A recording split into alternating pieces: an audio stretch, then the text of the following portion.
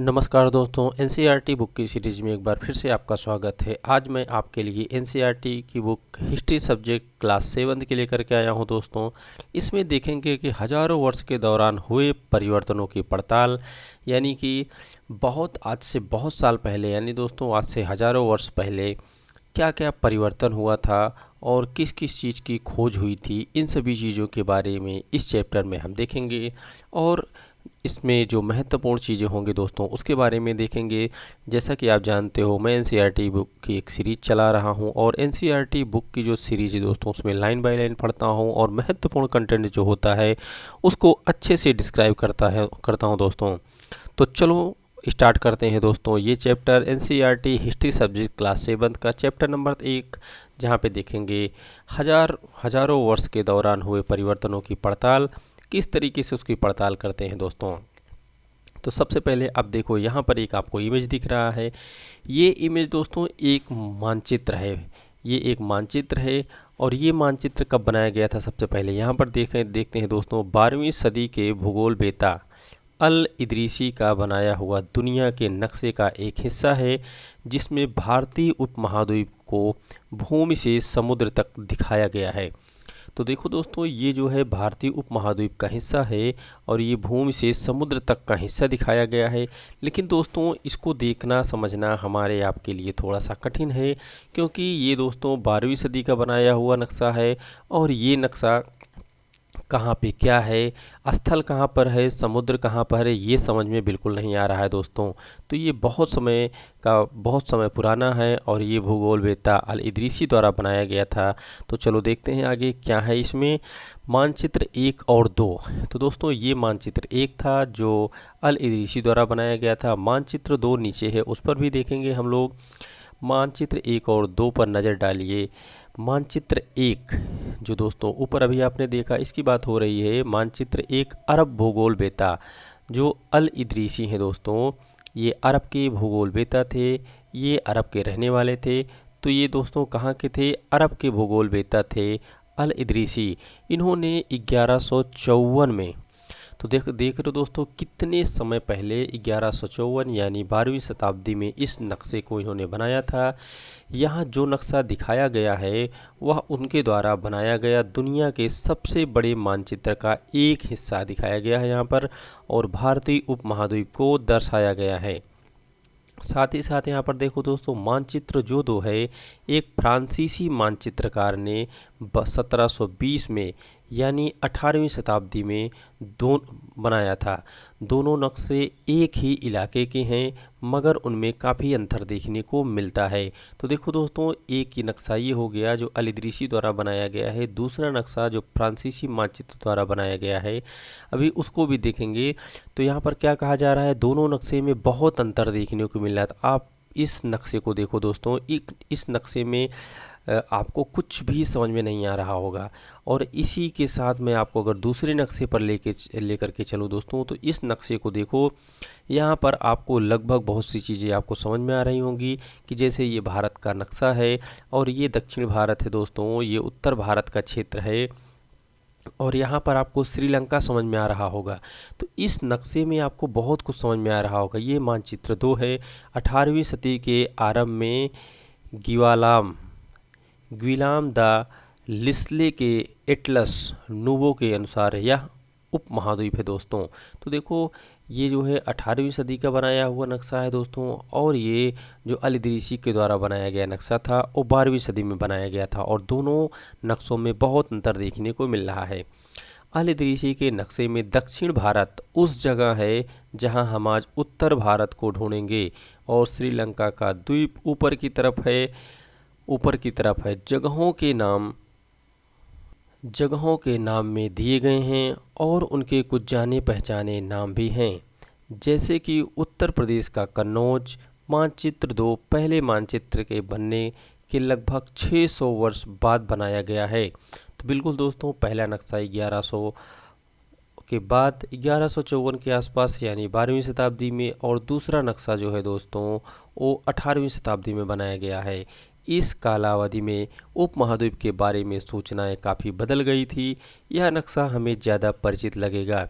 जो ये दूसरे नक्शे की बात हो रही दोस्तों, ये नक्शा आपको ज़्यादा परिचित इसलिए लगेगा क्योंकि आप जो अभी वर्तमान भारत का नक्शा देखते हो दोस्तों, उससे काफ़ी मिलता जुलता है। उसमें विशेषकर तटीय इलाकों के बारीक ब्यौरे देखकर आश्चर्य होता है कि यूरोप के नाविक तथा व्यापारी अपनी समुद्र यात्रा के लिए इस नक्शे का इस्तेमाल किया करते थे। तो देखो दोस्तों, यहाँ पर एक बार फिर से मैं आपको दिखाता हूँ। ये है दूसरा नक्शा जो फ्रांसीसी जो एक भूगोलवेत्ता थे उनको द्वारा बनाया गया था। और यहाँ पे देखो समुद्र तटीय मैदान जो है यहाँ पे बहुत छोटा छोटा लिखा गया है दोस्तों। इन सब चीज़ों से बहुत कुछ जानकारी यहाँ पर मिलती है। और यही नक्शा था जो जो समुद्र में यात्रा करते थे समुद्री नाविक, वो लेकर के इस नक्शे को चलते थे। और इस नक्शे को दोस्तों गुइलाम द लेस्ली के द्वारा बनाया गया था और 18वीं शताब्दी में बनाया गया था इस नक्शे को। तो दोस्तों आपने देखा दोनों नक्शा अलग अलग हैं। एक नक्शा 12वीं शताब्दी यानी 1154 में बनाया गया है। दूसरा नक्शा दोस्तों 18वीं शताब्दी में जो 1720 में बनाया गया है। उसके आगे देखते हैं, इतनी ही महत्वपूर्ण एक और बात है कि दूसरे युग तक मानचित्र अंकन का विज्ञान भी बहुत बदल गया था। इतिहासकार जब बीते युगों के दस्तावेजों, नक्शों तथा लेखों का अध्ययन करते हैं तो उनके लिए इन सूचनाओं के संदर्भों का, उनकी भिन्न भिन्न ऐतिहासिक पृष्ठभूमियों का ध्यान रखना जरूरी होता है। बिल्कुल दोस्तों, अगर उस चीज़ की जानकारी नहीं रखेंगे तो उन्हें जो सूचना एकत्र करते हैं, जिसके माध्यम से जो उनका स्रोत होता है और जो जानकारी पब्लिश करते हैं, उसमें बहुत सारी दिक्कतें आएंगी। आगे देखते हैं दोस्तों, नई और पुरानी शब्दावली क्या थी, इसके बारे में यहाँ पर देखते हैं। अगर समय के साथ साथ सूचनाओं के संदर्भ बदलते हैं तो भाषा और अर्थों के साथ साथ क्या होता है। ऐतिहासिक अभिलेख कई तरह की भाषाओं से मिलते हैं और ये भाषाएं भी समय के साथ साथ बहुत बदलती हैं। उदाहरण के लिए मध्य युग की फारसी और आधुनिक युग की फारसी भाषा से भिन्न है। बिल्कुल दोस्तों, जो मध्य युग की फारसी हुआ करती थी वो आधुनिक फारसी से भिन्न है। यह भिन्नता सिर्फ व्याकरण और शब्द भंडार से ही नहीं आती, समय के साथ शब्दों के अर्थ भी बदल जाते हैं। बिल्कुल दोस्तों, ये भी देखा गया है कि समय के साथ साथ शब्द और अर्थ बदलते रहते हैं। उदाहरण के लिए हिंदुस्तान शब्द ही लीजिए, आज ही इसे हम आधुनिक राज्य यानी भारत के अर्थ में लेते हैं। जो हिंदुस्तान है दोस्तों, इसको ही हम आज जो आधुनिक भारत के नाम से जाना जाता है, हम इसे आधुनिक राष्ट्र राज्य भारत के अर्थ में लेते हैं, क्योंकि बहुत साल पहले हिंदुस्तान के नाम से जाना जाता था और हम वहीं अपने भारत देश का नाम भारत के नाम से जानते थे, जो बहुत साल पहले दोस्तों हिंदुस्तान के नाम से जाना जाता था। 13वीं सदी में जब फारसी के इतिहासकार मिन्हाज ए सिराज ने हिंदुस्तान शब्द का प्रयोग किया, तो देखो दोस्तों कौन किया था, फारसी इतिहासकार। और ये हुआ था 13वीं शताब्दी में। फारसी के यानी कि फारसी इतिहासकार थे जिनका नाम मिन्हाज ए सिराज था। उन्होंने सबसे पहले हिंदुस्तान शब्द का प्रयोग किया था दोस्तों। तो उसका आशय पंजाब, हरियाणा और गंगा जमुना के बीच में स्थित इलाके से था। देखो अब यहाँ पे जो हिंदुस्तान शब्द का प्रयोग हुआ था वो सिर्फ पंजाब, हरियाणा और गंगा यमुना के बीच में स्थित इलाकों से था दोस्तों। इसका मतलब यानी कि संपूर्ण भारत जो है उसको हिंदुस्तान नहीं बोला गया था। उसने इस शब्द का राजनीतिक अर्थ में उन इलाकों के लिए इस्तेमाल किया था जो दिल्ली के सुल्तान के अधिकतर क्षेत्र में आते थे। तो देखो दोस्तों किसके लिए प्रयोग किया था ये राजनीतिक, इसका अर्थ ये था कि जो दिल्ली के सुल्तान के अधिकार क्षेत्र में आते थे उनके लिए ये हिंदुस्तान शब्द का प्रयोग किया गया था। जैसा कि यहाँ पर लिखा हुआ है, तो जो दिल्ली के सुल्तान के अधिकार क्षेत्र में आते थे उनके लिए ये शब्द प्रयोग किया हुआ था। उसने इस शब्द का राजनीतिक अर्थ में उन इलाकों के लिए इस्तेमाल किया था जो दिल्ली सुल्तान के अधिकार क्षेत्र में आते हैं, ना कि पूरे संपूर्ण भारत के लिए जो वर्तमान भारत है उसके लिए उस समय ये शब्द मिन्हाज के द्वारा प्रयोग किया गया था। सल्तनत के प्रसार के साथ साथ इस शब्द के अंतर्गत आने वाले क्षेत्र भी बढ़ते गए। तो देखो दोस्तों, जैसे जैसे सल्तनत बढ़ती गई उस तरीके से ये क्षेत्र भी धीरे धीरे बढ़ते चले गए, लेकिन हिंदुस्तान शब्द में दक्षिण भारत का समावेश कभी नहीं हुआ था। यानी बहुत साल पहले दक्षिण भारत में हिंदुस्तान शब्द का प्रयोग नहीं होता था। इसके विपरीत 16वीं शताब्दी के आरंभ में, अब देखो यहाँ पर दोस्तों, 16वीं शताब्दी के आरंभ में बाबर ने हिंदुस्तान शब्द का प्रयोग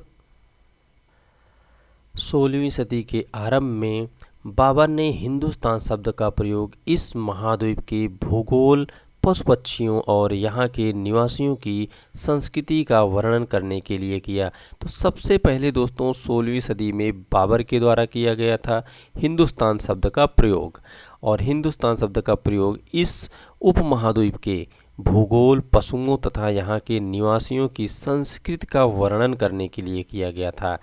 तो संपूर्ण भारत के लिए दोस्तों आप देख रहे हो 16वीं शताब्दी के आसपास बाबर के द्वारा किया गया यह प्रयोग 14वीं सदी के कवि अमीर खुसरो द्वारा प्रयुक्त शब्द हिंद के ही कुछ समान था। तो देखो दोस्तों, सबसे पहले 14वीं सदी के आसपास जो अमीर खुसरो कवि हुआ करते थे, इनके द्वारा प्रयुक्त किया गया था एक शब्द हिंद, और इसी से कुछ मिलता जुलता शब्द है हिंदुस्तान।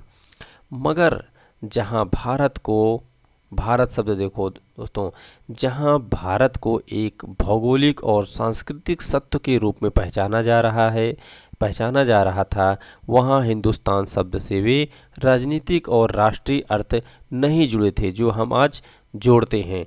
तो पहले दोस्तों हिंदुस्तान शब्द से राजनीतिक जो है इसका नाम नहीं जुड़ा हुआ था, पहले सिर्फ और सिर्फ भारत शब्द हुआ करता था, और बाद में इसे हिंदुस्तान शब्द से राजनीतिक और आर्थिक शब्द से नहीं जुड़ा था, पहले सिर्फ भारत से जुड़ा था, बाद में इसे हिंदुस्तान शब्द के साथ जोड़ दिया गया। तो देखो दोस्तों, जो 16वीं शताब्दी में बाबर ने हिंदुस्तान शब्द का प्रयोग किया था, वो शब्द 14वीं सदी में जब अमीर खुसरो ने हिंद शब्द का इस्तेमाल किया था, उसी से कुछ मिलता जुलता था, क्योंकि अमीर खुसरो एक कवि थे और 14वीं शताब्दी में इन्होंने हिंद शब्द का प्रयोग किया, और उसके बाद 16वीं शताब्दी में बाबर हिंदुस्तान शब्द प्रयोग कर रहे हैं। तो आगे का शब्द दोस्तों लगभग मिल रहा है हिंद, और हिंद यहाँ पे हिंदुस्तान हिंद से शुरू हो रहा है और ये भी हिंद था, तो दोनों का लगभग मिल रहा है शब्द। और उसके बाद अगर हम भारत की बात करें दोस्तों, तो भारत एक ऐसा शब्द है जिससे भारत का भौगोलिक और सांस्कृतिक पहचान है, और इन्हीं भारत के नाम से इसको पहचाना जा रहा था, ना कि हिंदुस्तान शब्द से इसको पहचाना जा रहा था। और हिंदुस्तान शब्द से इसका राजनीतिक और राष्ट्रीय कोई भी अर्थ नहीं था, किसी तरीके से ये उस समय नहीं जुड़ा हुआ था।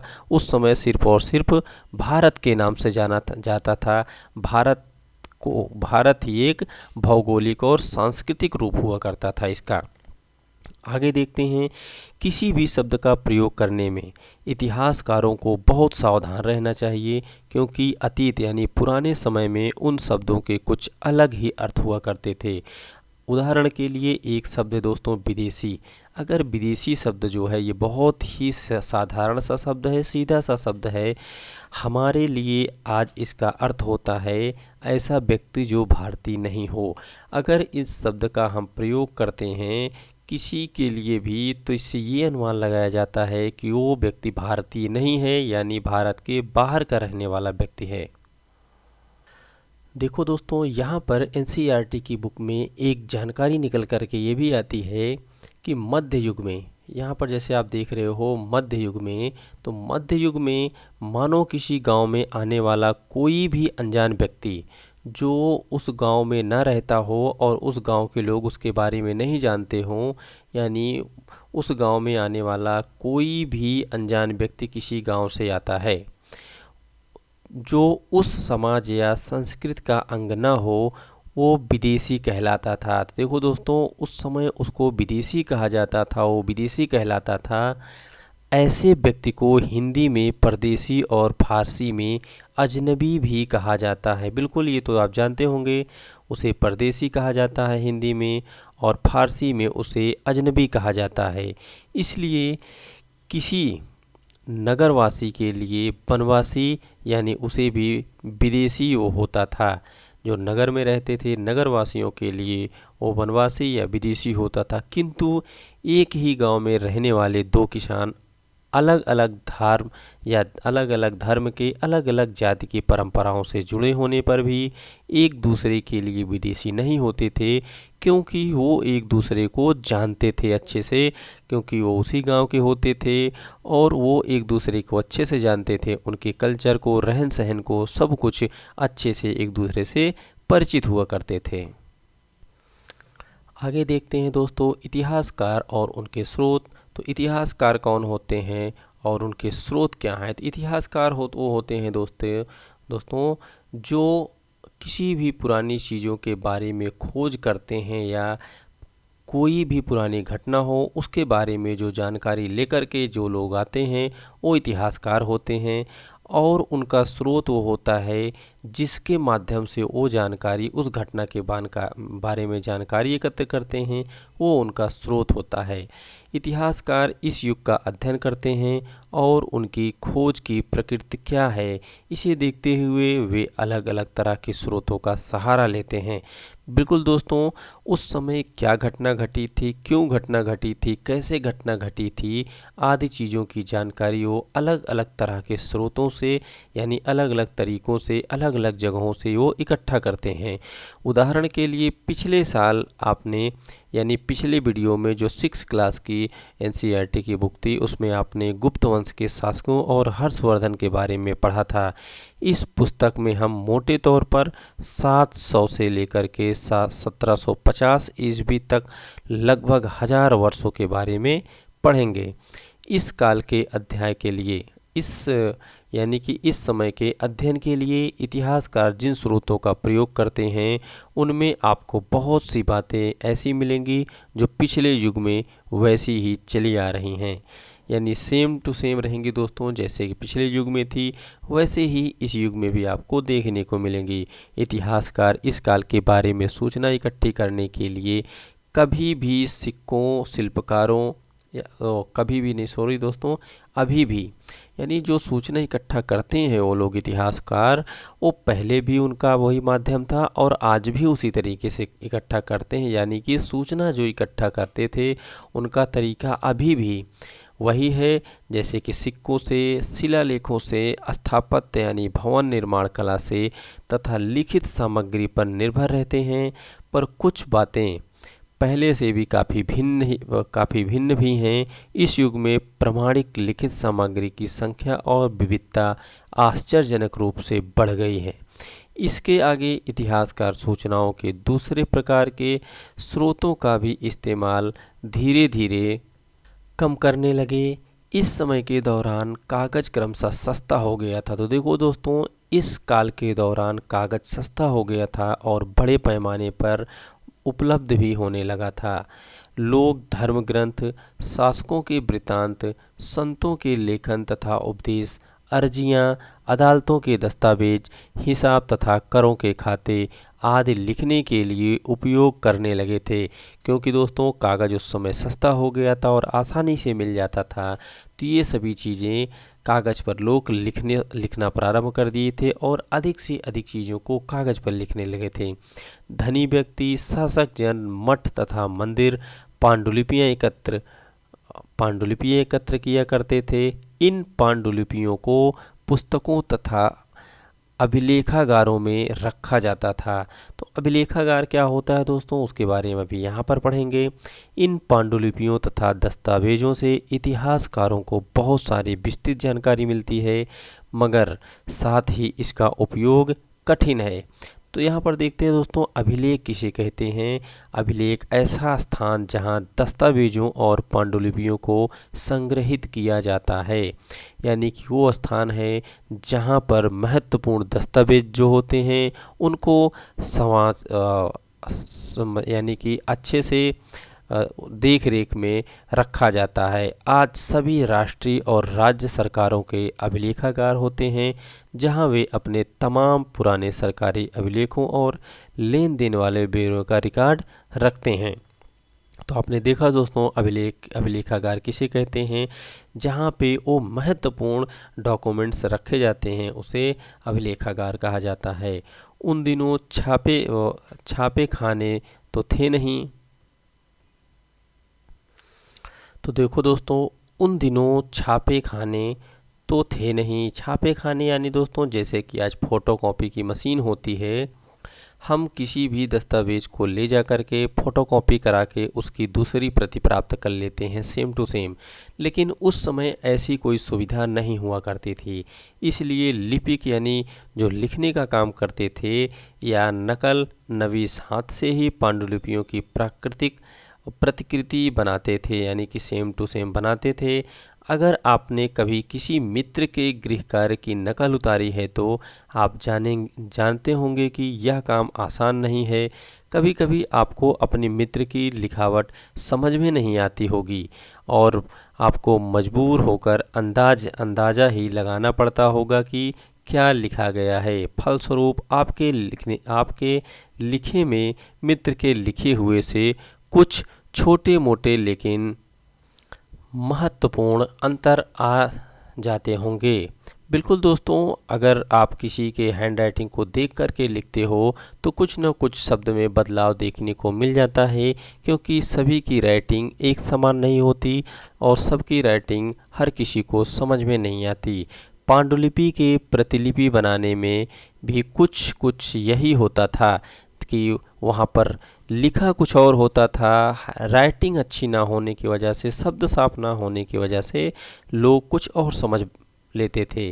प्रतिलिपियां बनाते हुए लिपिक छोटे मोटे फेर बदल करते चलते थे, कहीं कोई शब्द कहीं कोई वाक्य। सदी दर सदी प्रतिलिपियों की भी प्रतिलिपियां बनती रहीं और अंततः एक ही मूल ग्रंथ के भिन्न भिन्न प्रतिलिपियां एक दूसरे से बहुत अलग हो गई।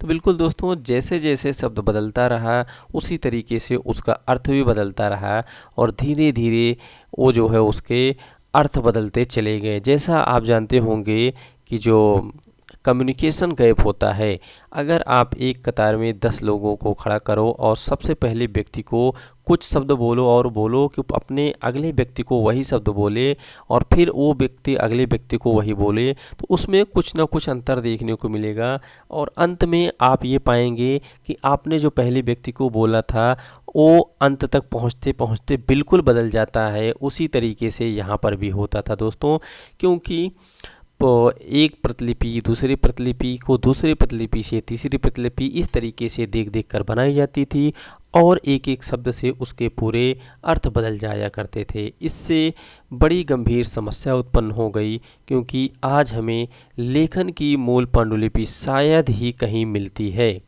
हमें बाद के लिपिकों द्वारा बनाई गई प्रतिलिपियों पर ही पूरी तरह निर्भर रहना पड़ता है। इसलिए इस बात का अंदाज़ा लगाने के लिए कि मूलतः लेखक ने क्या लिखा था, तो दोस्तों उस पे सिर्फ हम एक अंदाज़ा लगा सकते हैं कि सबसे पहले जो लिखा गई पांडुलिपि थी, लेखक ने क्या लिखा होगा और क्या रहा होगा, और उसी के आधार पर हम उसकी प्रतिलिपि तैयार कर लेते हैं। इतिहासकारों को एक ही ग्रंथ के विभिन्न प्रतिलिपियों का अध्ययन करना पड़ता है। उसकी सच्चाई जानने के लिए जो इतिहासकार होते हैं, कई सारी पांडुलिपियों को पढ़ना पड़ता है, कई सारी प्रतिलिपियों को पढ़ना पड़ता है, ताकि उसके सच्चाई को जान सकें। कई बार लेखक स्वयं ही समय समय पर अपने मूल वृत्तांत में संशोधन करते रहते थे। 14वीं शताब्दी के इतिहासकार जियाउद्दीन बर्नी ने अपना वृत्तांत पहली बार 1356 ईस्वी में और दूसरी बार इसके 2 वर्ष बाद लिखा था। तो देखो दोस्तों, 14वीं शताब्दी में 14वीं शताब्दी में एक इतिहासकार थे जिनका नाम है जियाउद्दीन बर्नी। उन्होंने अपना ही वृत्तांत 2 बार लिख दिया। पहली बार उन्होंने अपना वृत्तांत लिखा था 1356 ईस्वी में, और दूसरी बार उन्होंने उसके ठीक 2 वर्ष बाद फिर से लिख दिया, यानी कि उन्होंने 1358 में फिर से दूसरी बार अपना वृत्तांत लिख दिया। और दोनों में अंतर है, लेकिन 1971 तक इतिहासकारों को पहली बार वाले वृत्तांत की जानकारी नहीं थी। यह पुस्तकालयों के विशाल संग्रह में कहीं दबा पड़ा था। तो यानी जो पहली बार उनका वृत्तांत लिखा गया था उसके बारे में इतिहासकारों को जानकारी नहीं थी, क्योंकि ये उनको मिला नहीं, ये कहीं दबा हुआ था और बाद में इसके बारे में इतिहासकारों को जानकारी मिली। यहाँ पर देखो दोस्तों, एक जानकारी है 13वीं शताब्दी की 13वीं सदी के मध्य में एक विद्वान ने एक पुस्तक की प्रतिलिपि की ज़रूरत पड़ी, तो उसे एक पुस्तक के प्रतिलिपि की ज़रूरत पड़ती है और उसके पास उतना कागज़ नहीं था, क्योंकि दोस्तों उस समय कागज़ नहीं हुआ करता था, तो उसके पास कागज़ नहीं था। इसलिए उसने एक ऐसी पांडुलिपि को धो डाला जिसकी उसे ज़रूरत नहीं थी।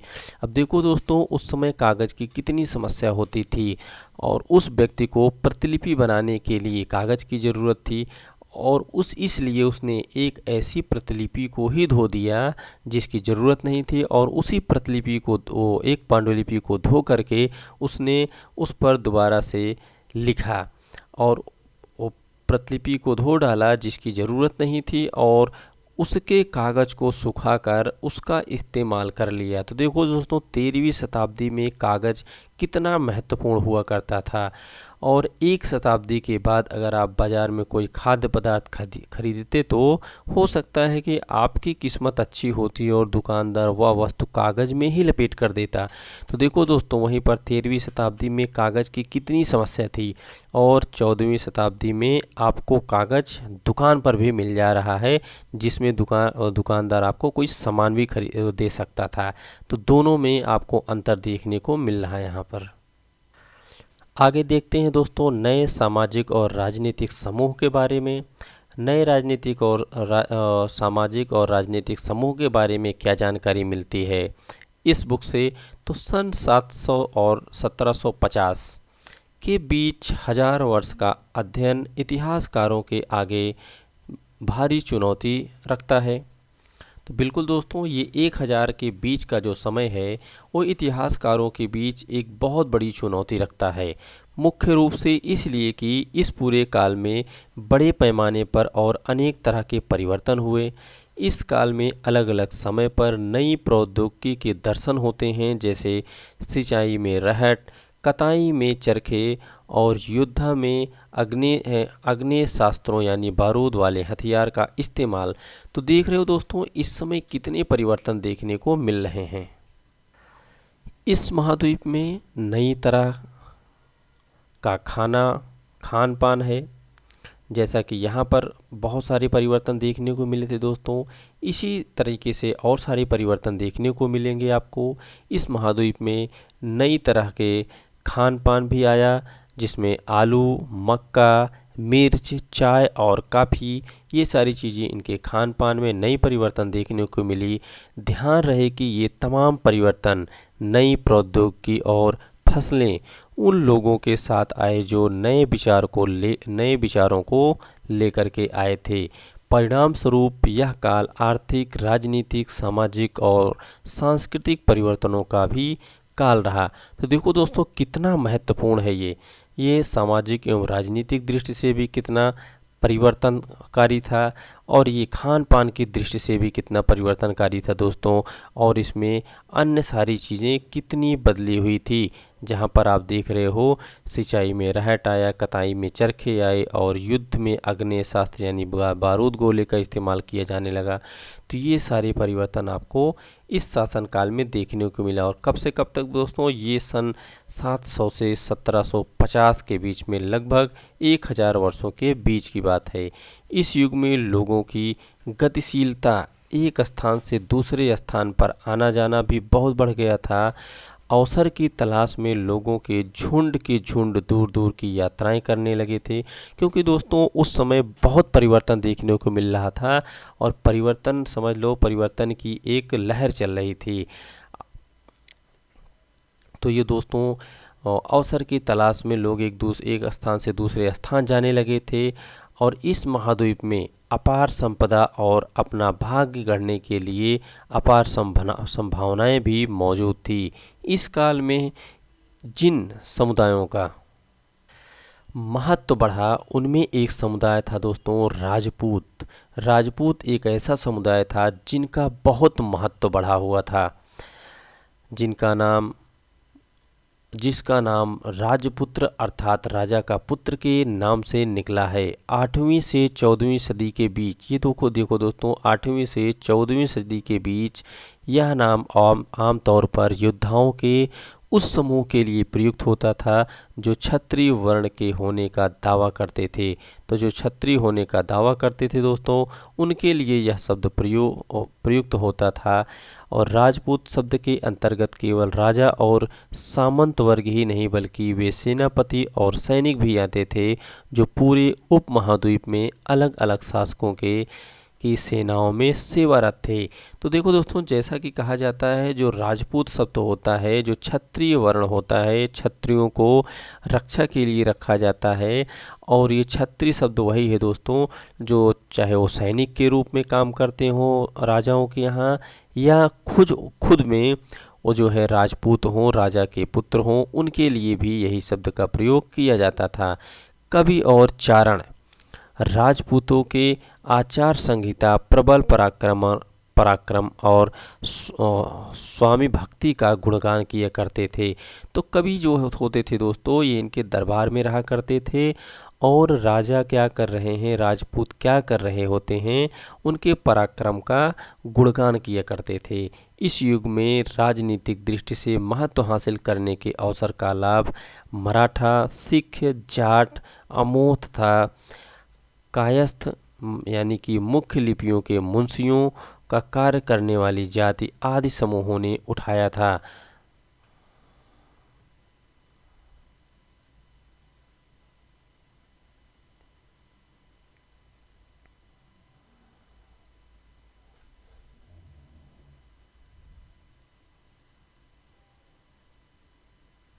यानी दोस्तों, जिसको राजनीतिक दृष्टि से सबसे ज़्यादा फायदा हुआ था उसमें मराठा आते हैं, सिख आते हैं, जाट आते हैं।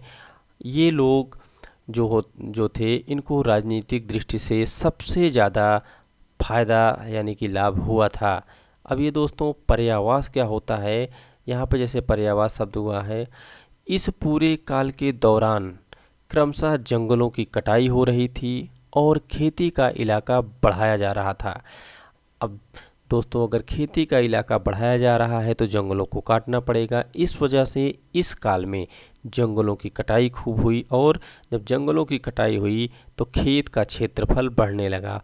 कुछ क्षेत्रों में यह परिवर्तन अन्य क्षेत्रों की अपेक्षा अधिक तेज़ी से और पूरे तौर पर हुआ, यानी कि वहाँ पर बहुत तेज़ी से इन चीज़ों का बढ़ोतरी हुई। चीज़ों में पर्यावास में परिवर्तन के कारण कई वनवासियों को मजबूर होकर अपना स्थान छोड़ना पड़ा। जैसा कि यहाँ पे पर्यावास शब्द दिया हुआ है दोस्तों, इसमें परिवर्तन के कारण कुछ वनवासी जो थे वो अपना स्थान छोड़ करके अन्य जगहों पर चले गए। तो पर्यावास क्या होता है, इसका तात्पर्य किसी भी क्षेत्र के पर्यावरण और वहाँ के रहने वालों की सामाजिक और आर्थिक जीवन शैली से है। तो ये दोस्तों, जब पेड़ कटने लगे, बड़े बड़े जंगल कटने लगे, तो वहाँ पर जो लोग रहते थे, जिस तरीके से उनको रहन सहन का तरीका था, वो जब पेड़ कटने लगा, जंगल वो कम होने लगा, तो वो स्थान छोड़ करके दूसरे स्थान पर चले गए। कुछ और वनवासी ज़मीन की जुताई करने लगे और कृषक बन गए। कृषकों के ये नए समूह क्षेत्रीय बाजार, मुखियाओं, पुजारियों, मठों और मंदिरों से प्रभावित होने लगे। ये बड़े और जटिल समाजों के अंग बन गए। तो देखो दोस्तों, उस समय कितना परिवर्तन आया हो, किस तरीके से परिवर्तन चल रहा है। उन्हें कर चुकाने पड़ते थे और स्थानीय मालिक गर्व से बेगार करनी पड़ती थी।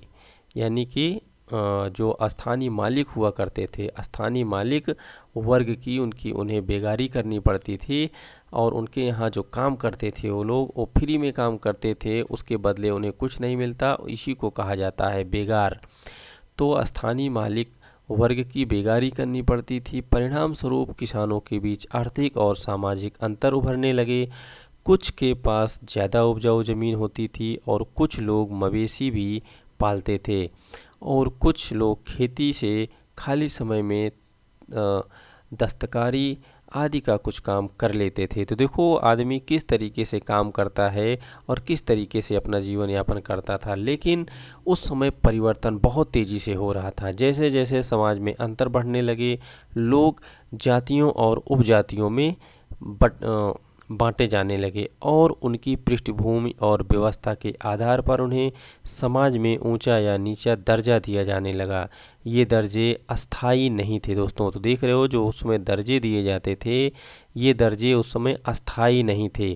किसी जाति विशेष के सदस्य के हाथों में कितनी सत्ता, प्रभाव एवं संसाधन का नियंत्रण है, इसके आधार पर उनके दर्जे बदलते रहते थे। यानी कि वो कितना प्रभावशाली है, कितना शक्तिशाली है, वो क्या काम कर सकता है, उस आधार पर उन्हें काम दिया जाता था। एक ही जाति का किसी क्षेत्र में कोई दर्जा हो सकता था।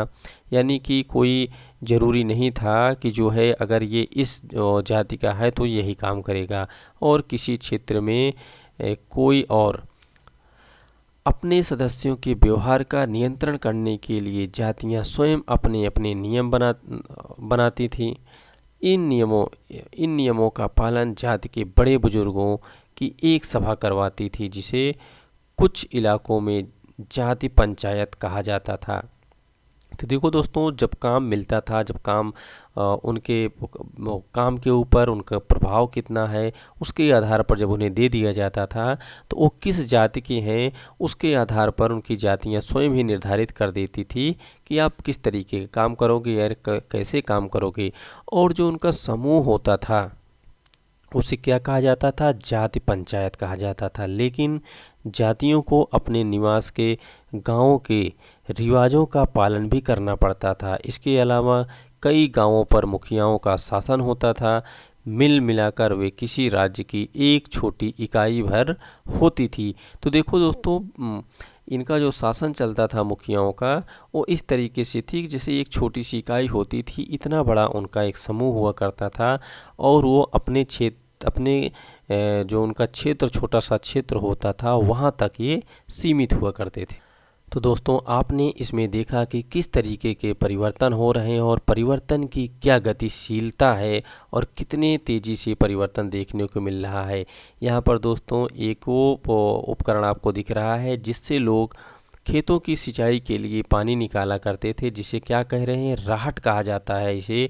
इसके द्वारा उस समय लोग कुओं से पानी निकालते थे अपने खेतों की सिंचाई के लिए। और ये देखो दोस्तों, यहाँ पर दो लिखावट आपको दिख रही है। एक लिखावट दोस्तों बहुत ही पास में लिखा हुआ है और दूसरी लिखावट में आपको बहुत सुंदर लिखावट दिख रही है। और यहाँ पर देखो दोस्तों, एक लिपिक है। लिपिक जो है यहाँ पर कॉपी करके लिख रहा है, यानी कि देख करके एक पांडुलिपि से दूसरे पांडुलिपि में लिख रहा है। दोस्तों, आप इसको कह सकते हो कि जैसे आप नकल करते हो, ये नकल कर रहा है, देख करके दूसरी प्रति बनाने की प्रयास में लगा हुआ है। तो इस तरीके से दोस्तों आज हम यहीं तक पढ़ेंगे। अगले इसका पार्ट 2 लेकर के मैं अगले वीडियो में आऊँगा दोस्तों। अब आज इसको यहीं पर समाप्त करता हूँ। अब हम मिलेंगे दोस्तों अगले वीडियो में। तब तक के लिए जय हिंद।